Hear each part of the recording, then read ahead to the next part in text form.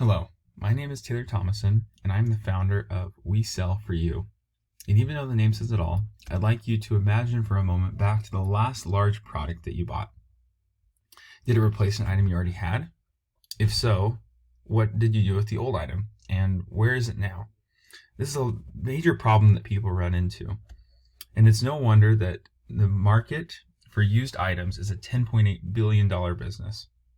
We help our customers access this business in three simple ways. First, we help them research, market, and connect so that they can sell their used items for money.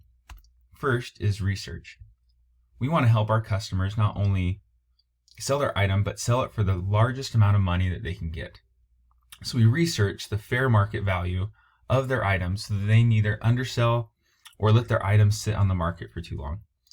Then we market their items using several different platforms and advertising that include Facebook Marketplace, KSL, and so on. Then we negotiate the price, find a buyer, and send that buyer to our customer so that they can give them the cash. And all we do is take a small commission out of this. So who are our customers, and why don't people just do it themselves? There's several different customers that are possible in our business. First is those that are young and wealthy, and we all know that those people don't really exist.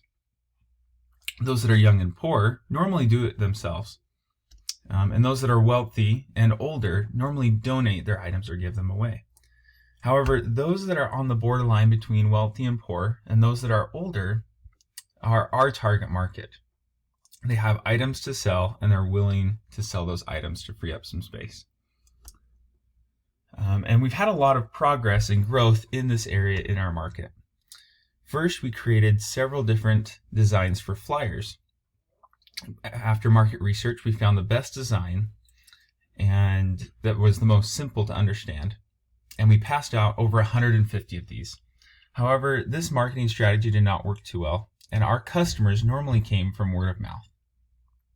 The items that we were able to sell included dryer, lamps, and even a trailer. We were able to generate over $700 worth of profits, of gross profits, and our customers were able to keep over $500 worth of this.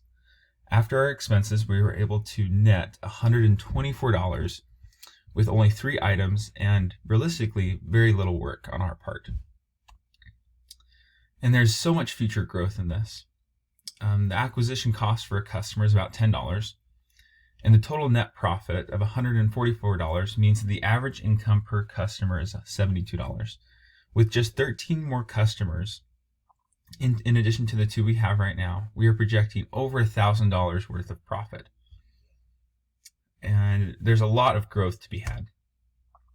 What we've learned and some of our successes include selling items that were expensive and generated a large amount of income. And we were able to sell these items quickly for our customers.